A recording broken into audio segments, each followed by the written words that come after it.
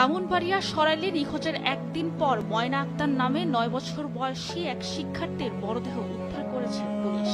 রোববার সকালে উপজেলার শাহবাজপুর ইউনিয়নের ছন্দমিয়ার পাড়া থেকে মরদেহটি উদ্ধার করা হয়। ময়না ওই পাড়ার বাহরাইন প্রবাসী আব্দুর রাজ্জাকের মেয়ে। সে লতিফ মোস্তারি সরকারি প্রাথমিক বিদ্যালয়ের 5ম শ্রেণীর শিক্ষার্থী ও স্থানীয় একটি মাদ্রাসার নুরানি বিভাগে পড়ত।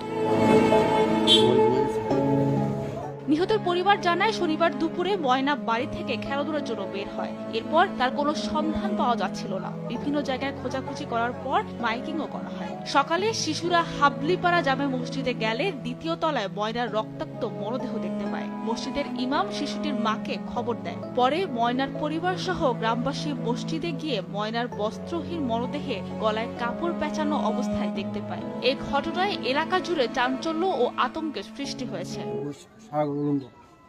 আর আপনার গলাটা বান্ধা ওই শরীরের মধ্যে বান্ধা রাখছে।